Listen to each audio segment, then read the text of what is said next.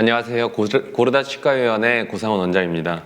저는 이제 획기적으로 디지털 가이디드 임플란트 서저리를 진행을 할 때 획기적으로 내원 횟수를 줄일 수 있는 로컬적인 치료에 조금 초점을 맞춰서 이야기를 한번 나눠보고 싶은데요.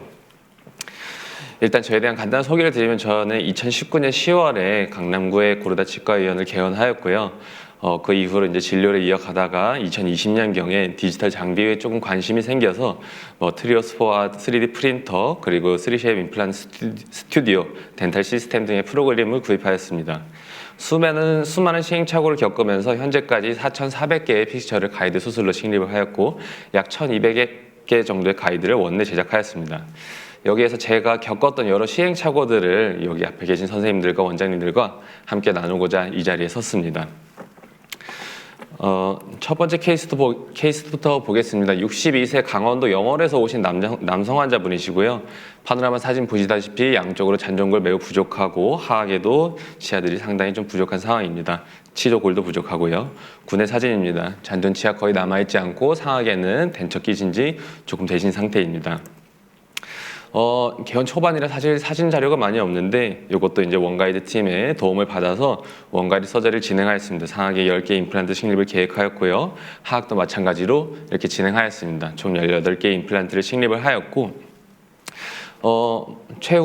최종 보철까지 이렇게 잘 마무리가 되었습니다. 근데 이렇게 마무리되는 과정을 제가 한번 되돌아봤어요.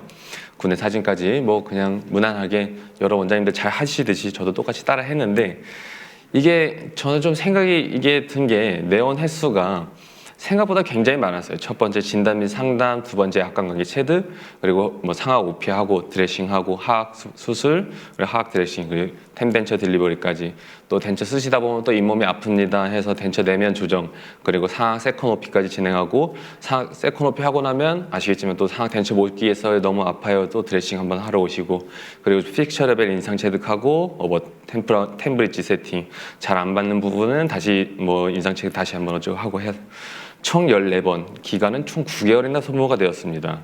그래서 환자분께서 얘기하시는 게 이제 저한테 그거였어요. 아니 디지털 임플란트라고 해서 더 빨리 되고 몇 번 안 와도 된다고 생각했는데 지방에서 올라오는 횟수도 너무 많고 절차도 너무 많아서 복잡하고 힘들었어요. 어느 날은 2시간 걸려서 수술을 하고 뭘 하고 또 어느 날은 또 30분도 안 해서 내려가고 그럼 저는 너무 힘들었다. 그래서 제가 이제 환자분께 드릴 수 있는 말씀은 전체 임플란트라는 것이 원래 좀 절차가 오래 걸리고 내원 횟수도 좀 많을 수밖에 없습니다. 상악동 거상술도 양측으로 들어가다 보니 좀 더더욱 어려운 수술이었고 그나마 이마저도 저는 최선을 다해서 좀 줄였습니다 라고 했는데 역시나 환자분께서는 마음에 들어하지 않는 눈치셨고요. 그래서 이제 저는 이 케이스를 겪으면서 좀 생각을 여러 가지를 하게 되었습니다. 어떻게 하면 좀 최소 내원을 할 수 있는 방법으로 디지털을 적용하여서 전학 수복을 할 수 있는 전학 수복을 좀 도움을 받을 수 있는지 그러한 아이디어들을 이제 저희 원장님들과 스태프 선생님들과 또 여러 연자님들 통해서 이제 공부를 하고 하는 과정 속에서 다음 케이스를 한번 좀 다시 보면서 연구를 하게 되었습니다. 이 환자분도 이제 58세 여성 환자분이시고요. 상악으로 덴처 끼신 지 4년 정도 되셨고 전악 무치약 상태입니다.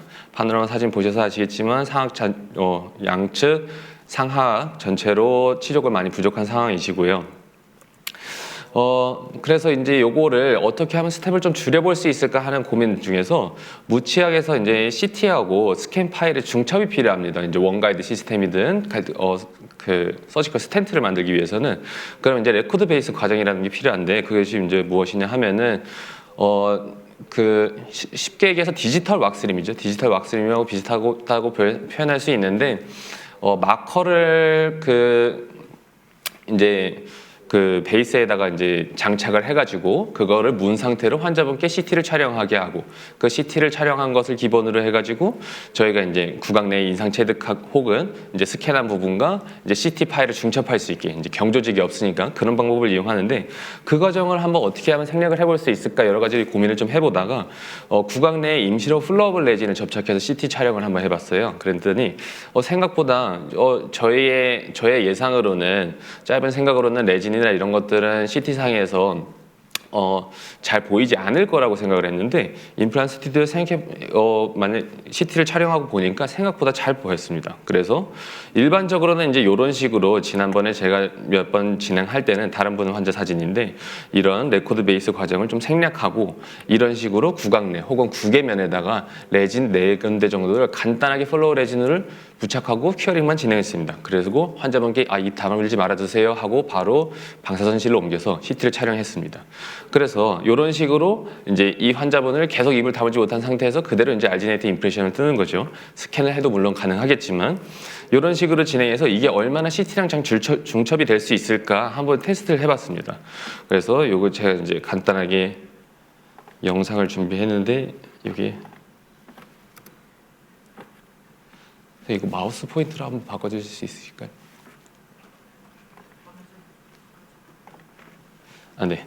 이런 식으로 진행을 해서 임플란트 스튜디오 써보신 분은 아시겠지만 이제 3점 중첩법을 이용해서 일단 1단계로 중첩을 합니다. 근데 이게 절대 다 정확하진 않고요. 이런 식으로 이제 수동 정렬을 조금씩 이용하게 되는데 구개 측에 있거나 이제 버칼 쪽에 있는 연조직의 정보를 조금 이용해서 이 수동 정렬을 조금 이용하게 되면은 생각보다 중첩 영상이 좀 더 정확함을 알 수 있습니다. 여기 이제 우리가 표시해 놓은 마커 부위가 이렇게 튀어나옴을 확인할 수 있음으로써 생각보다 간단하게 무치학에서도 CT와 그리고 구강내를 중첩시킬 수 있다라고 하는 것을 이제 알게 되었고요. 이런 식으로 해서 이제 네오네스를 제가 한번 줄이게 되었죠. 이제 이것도 다음을 보시면. 그래서 이제 가이드 열심히 만들고 제작해서 가이드대로 수술을 잘 진행하였습니다. 하하게 바로 진행하였고 환자분께서 조금 힘들어 하셨지만 8개 수술하는데 약 한 20분 정도 걸렸던 걸로 기억하는데 아래 해보니 괜찮아요. 위에도 오늘 다 이어서 하고 싶습니다. 네 알겠습니다. 하고서 아래쪽에 일단 임프레션 하나만 뜰게요 하고 바로 트랜스포 코핑 체결하고 이제 러버 임프레션을 체득하였습니다. 블리딩이 그래도 조금은 나는 상황이었기 때문에 스캐너를 사용하려다가 아무래도 좀 오차가 많이 날 것 같아서 이제 포기를 하고 전통적인 방법을 이용하게 되었고요. 상악도 당일날 이어서 바로 라테럴 사이너스 양쪽으로 진행하고 전치부 심고 고정 좀 약한 부분 커브 스크류 닫고 그리고 힐링 어버트먼트는 일부러 좀 얕은 걸로 담아놨습니다. 기존에 쓰던 덴처를 사용하셨어야 되기 때문에 그리하여서 수술 당일날 본을 떴는데 또 보초를 어떻게 하지? 수직 공역을 뭘로 잡지? 이런 고민이 또 빠졌습니다. 왁스림 작업을 또 한 번 하게 되면 결국에 제가 스텝을 줄이고자 했었던 노력들이 처음으로 다시 돌아가서 큰 의미가 없게 되는 것이고 덴처 두플리케이션 알지네이트를 또 고려를 한번 해봤어요. 제가 원내생 때 기억을 떠올려 보면 저기 이제 여기 부처과 선생님들 많이 계시지만 제가 잘못해가지고 이거 너 100개 복제해라 하면은 알지네이트로 막 복제하느라고 집에도 못 가고 밤새서 막 그거 떠고 했던 기억이 있는데 그거를 하려고 해도 아무리 제가 기억을 해봐도 그 복제품이 그렇게 썩 잘 맞았던 생각이 들지는 않았습니다. 그래서 어떤 방법이 있을까 하다가 제가 어느 날 밤에 집에 누워가지고 잠을 자려고 이제 밤에 갑자기 생각하고 있었는데 요런 내용이 갑자기 생각이 났어요. 기하학, 위상수학이라는 내용이 이제 선생님들도 다 아시겠지만 어떤 이제 도형에 관한 이야기입니다. 이제 선을 끊거나 면을 자르거나 구멍의 개수를 변화시키는 방법을 다른 것들을 이제 모두 같은 모양으로 취급한다. 그래서 손잡이가 있는 컷과 그리고 도너츠는 같은 위상이다라고 하는 것을 한 번쯤 들어보신 경험이 있으실 겁니다. 그래서 요게 된다면 우리가 결국 구강 스캐너를 통해서 치아를 스캔하는 과정도 결국 하나의 박스, 그러니까 정육면체, 닫힌 개를 하나를 스캔을 하게 되는 건데 그러면 결국 덴처도 크게 보면 좀 납작할 뿐이지 얘를 이렇게 도너츠처럼 이게 뭉친다면은 하나의 이제 축구공처럼 만들 수 있지 않을까 하는 생각에 모델 스캐너가 저희 병원에 없었기 때문에 구강 스캐너를 제가 한번 실험을 해봤어요. 이게 될까? 하면서 제가 한번 원내에서 직접 찍은 사진인데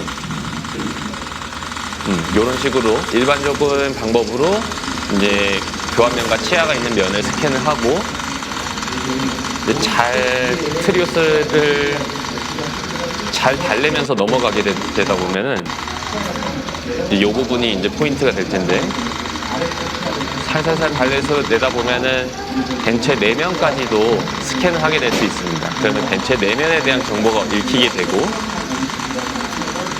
이런 식으로 조금 더 진행이 된다 하면은 이제 덴처 내면까지도 완벽하게 이제 모델 스캐너 없이도 우리 일반적으로 많이 사용하고 계시는 구강 스캐너로도 스캔을 할 수 있다.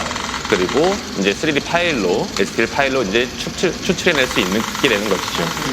그래서 이렇게 요거에 대한 팁을 드리자면 요 모서리 부분을 잘 스캔해 주시는 것이 덴체의 두께에 대한 오차나 이런 것을 줄이는 것이 중요합니다. 그래서 후방 부분도 조금 더 정확하게 해주기 위해서 여러 차례 조금 더 스캐너를 살살 달리는 게 중요한데 요거를 많이 해보시다 보면 금방 터득하게 되실 거고요. 이런 식으로 해서 덴처를 제가 그대로 복제한 것을 이제 프린트를 한번 해봤습니다. 그래서 이제 기존 것과 한번 비교를 해봤는데, 물론 이제 서포터가 좀 달려있기 때문에 약간의 지저분한 면은 있지만 요것을 이용해서 왁스림을 대체하는 것은 큰 무리가 없다라고 판단이 되었어요. 그래서 요것을 이용해서 기존에 쓰던 덴처는 환자분께 다시 돌려드려야 되기 때문에, 멀리서 오신 환자분이시니까, 그래서 식사를 하시게 하려면 덴처는 다시 돌려드리고, 제가 이제 프린트한 것은 이제 기공소로 보내서 요거를 이용해서 이제 수직 구경을 그대로 기존에 쓰던 덴처를 이용해서 가겠습니다라고 가는 거죠.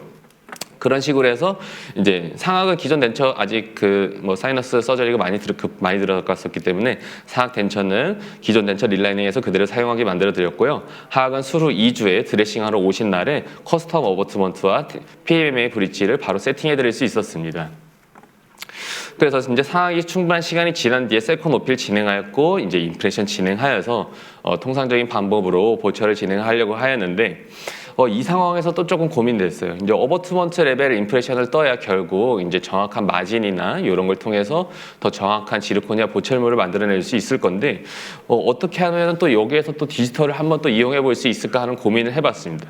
기존 방법은 그 선생님들마다 타입은 다 다르시겠지만, 제가 배웠던 컨벤셔널 타입은 한쪽 부분에 기존에 쓰던 PMMA 브릿지를 끼워놓고 세팅해놓고 반대쪽을 어버트먼트 레벨로 뜨는 방식으로 해서 이쪽 부분에 따로 혹은 이제 어버트먼트 레벨을 위아래로 이제 러버 임프레션을 뜬 다음에 한쪽 부분에만 구치부에 이제 스탑을 만들어 놓고 이제 블루무스 같은 인상제로 이제 악관관계를 체득을 하는 그런 과정인데, 사실 그거는 숫자의 숙련도나 직원들의 이제 저희 스태프들의 숙련도에 따라서 이제 너무 많은 오차가 발생하게 되고 오클루저 캔팅이 발생한다거나 이제 위아래 앞뒤로 기울어지는 그런 문제점이 발생할 수 있기 때문에 이걸 디지털로 어떻게 할 수 있을까 좀 고민을 많이 해봤는데, 제가 생각하는 답은 이거였습니다. 기존 PMMA 브릿지도 덴처도 스캔했는데 왜 이거는 스캔이 안 될까 해서 이것도 한번 4명까지 해봤어요. 물론 좁아서 더 강한 불빛이 필요하긴 했지만 4명까지도 스캐너를 이용해서 충분히 내면을 할 수 있다. 그래서 요거를 이제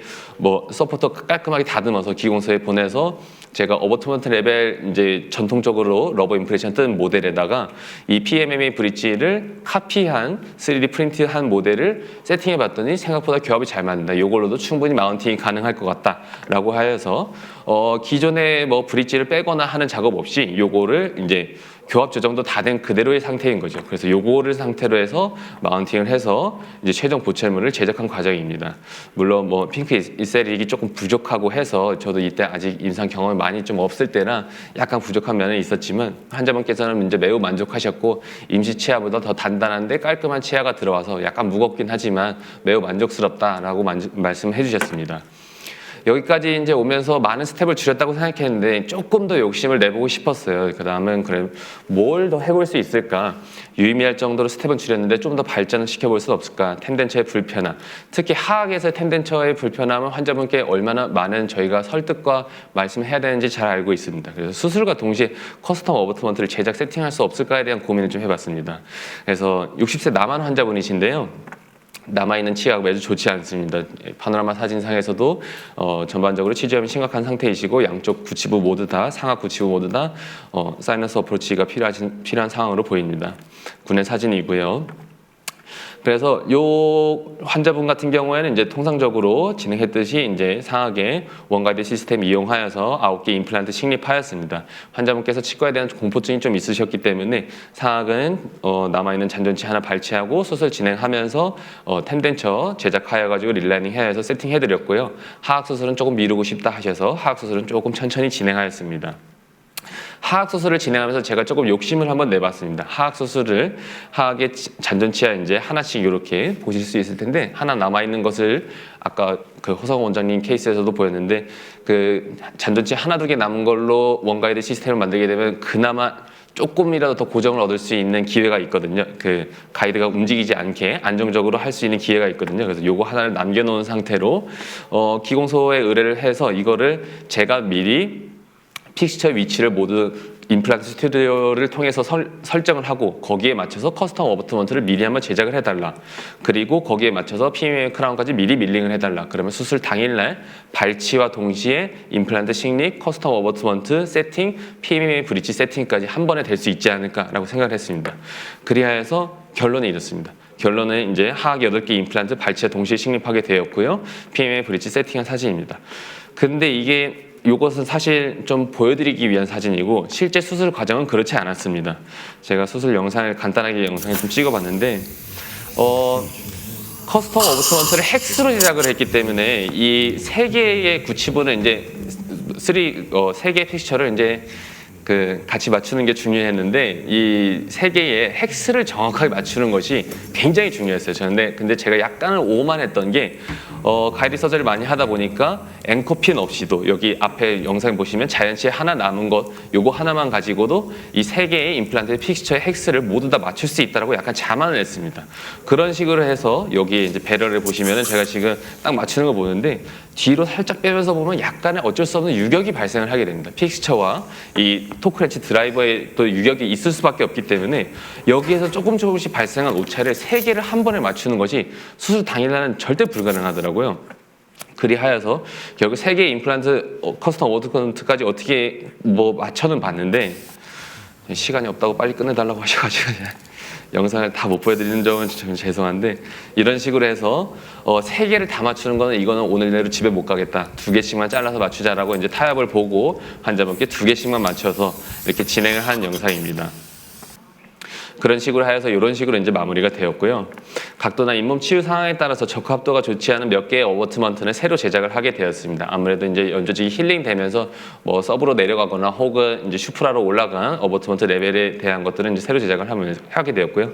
발치를 하며 전환 임플란트 수술의 어버트먼트 당일 세팅하는 것은 아직은 저의 임상 실력이 부족한 것도 있겠지만 아직은 좀 무리가 있다라고 배우는 계기가 되었습니다.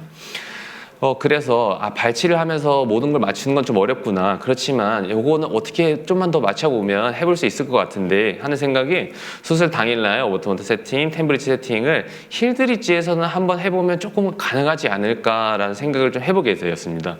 이것을 왜 그렇게 욕심을 냈냐면 이게 가능하다면 최소 내원에다가 즉시 로딩 그리고 기성 어버트먼트부터 파이널 어버트먼트의 교체 과정 자체가 필요하지가 않기 때문에 결국 치과에서의 비용도 줄어들고 환자의 내원도 줄어들고 환자의 만족도도 올려드릴 수 있는 그런 정말 디지털 치과 임플란트 수술로서의 최종본이라고 생각을 했어요. 그래서 그런 생각을 하고 있던 와중에 이렇게 감사한 환자분이 오셨습니다. 50대 여성 환자분이신데 앞니 2개가 발치된 상태로 꽤 오래 계셨어요. 이렇게 계시기가 힘드신데 잇몸이 아주 예쁘게 잘 치유되어 있고 치조골도 상태가 나쁘지 않아서 이거는 바로 수술이 가능하겠다라고 판단이 되었습니다. 그래서 임플란트 스튜디오 상에서 픽서 위치를 처음으로 디자인하였고 덴탈 시스템에서 DCM8 소환하여서 커스텀 어버트먼트와 템브리지를 제작하였습니다. 총 2번을 제작하였습니다. PMMA는 혹시 몰라서 오프셋 값을 여유 있게 한 것을 하나, 그리고 원래 사용하던 최종 보철물에 사용하던 오프셋 값을 적용한 것을 한 번 총 2번을 준비하였고요. 어버트먼트는 미리 저희가 설계한 대로 밀링을 하였고 가이드는 이렇게 저희 원내에서 프린트하여서 수술을 진행하였습니다. 수술 직후의 사진입니다. 블리딩 나는 거 보시면 아시겠지만 정말 수술 직후에 수술 5분 만에 끝냈고 바로 어버트먼트 세팅하여서 20N 토크 조절하고 세팅하였는데 환자분께서 아주 만족을 해주셨어요. 픽처 위치도 제가 설계한 대로 잘 들어갔고 아무래도 이것도 노넥스가 아니라 헥스 어버트먼트 2개를 사용했는데 2개를 사용해서 맞추는 거는 가이드와 이제 토크렌치 드라이버에 어느 정도 유격이 있다 하더라도 그걸 이제 손으로 조절해가면서 맞출 수는 있겠더라고요. 그래서 이런 식으로 해가지고 마무리한 케이스였습니다.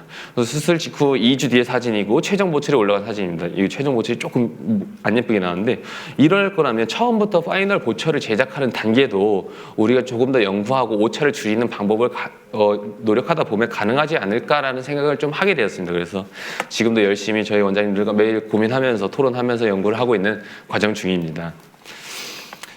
간략하게 이론에 대한 설명을 좀 드리고 싶지만 이 시간이 또 많이 부족하고 선생님들 다 잘 아실 거라서 간단하게 넘어가고 싶습니다. 가이드 수술의 분류에 대해서는 제가 한마디만 말씀드리고 싶은데요. 가이드 수술에 대해서는 크게 세 가지 분류가 있다고 생각을 해요. 힐들 엣지에 식립하는 가이드 수술, 이거는 뭐 아주 기본적이고 이제 원장님들께서 많이 선호하시는 오차 없이 정말 실수 없이 뭐 원가이드 시스템 이용한다면 아주 잘 이용할 수 있는 방법이라 생각하고, 두 번째 발치 후 즉시 가이드 수술, 요것은 이제 조금 이 1번과는 다르다라고 생각합니다. 세 번째 잔존 치아가 많이 없는 경우에 가이드 수술 혹은 이제 전압 보철, 이렇게 크게 세 가지로 나눠볼 수 있을 것 같은데요.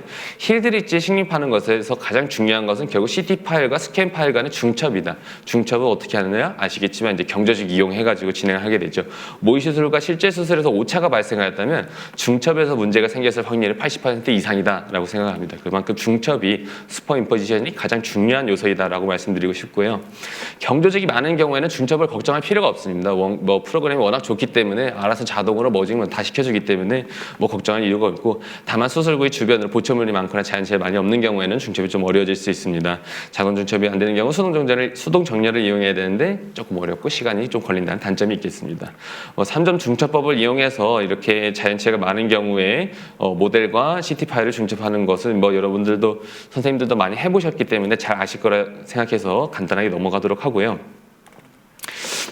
발치 후 즉시 가이드 수술 같은 경우에는 이제 조금 다릅니다. 이게 그 임플란트 스튜디오를 많이 만져보신 선생님들이라면 다 아시겠지만, 발치를 하지 않은 상태에서 자료 체득을 진행을 해야 되고, 발치를 하면서 동시에 수술을 해야 되기 때문에 모델상에는 치아가 남아있는 상태가 되게 됩니다.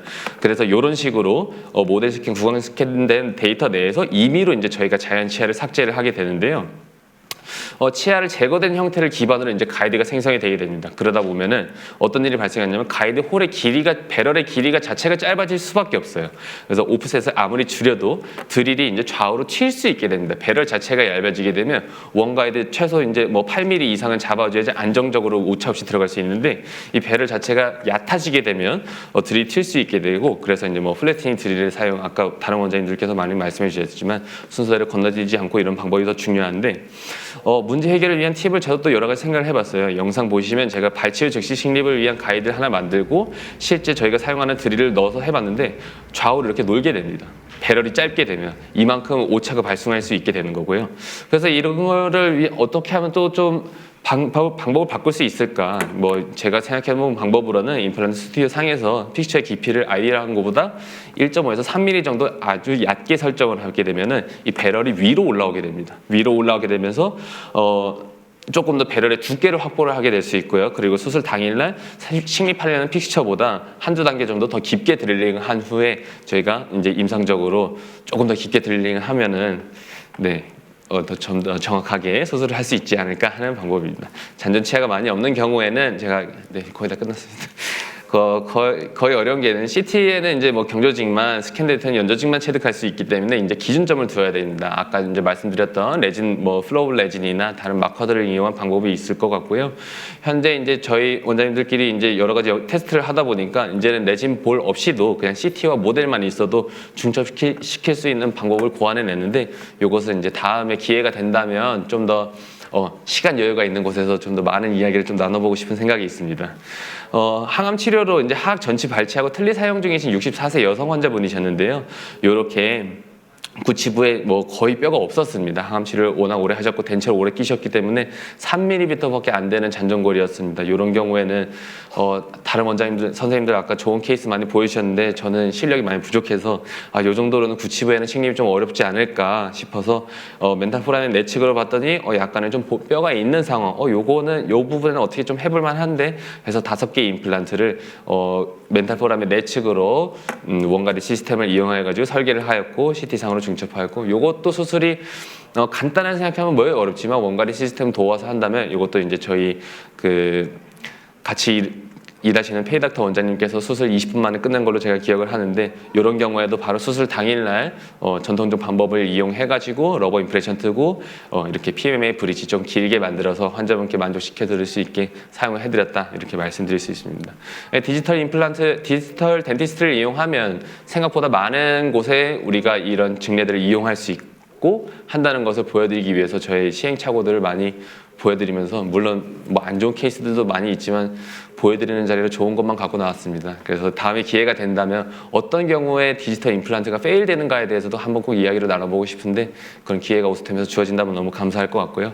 마지막으로 한 가지 팁을 드리자면 이 사용한 가이드를 버리지 않고 모아두면은 나중에 요거를 이제 고경 체득할 때 뭐 왁스림 대용으로 사용하면 아주 편한 재밌습니다. 요게 이제 제가 만든 거라 제가 손재주가 손이 곰이어가지고 대략 주물주물 만들어가지고 이걸로 고경 체득한 건데 이런 식으로도 좀 쓸 수 있다라고 하는 것을 간단하게 나누고 싶었고요. 경청해 주셔서 감사합니다.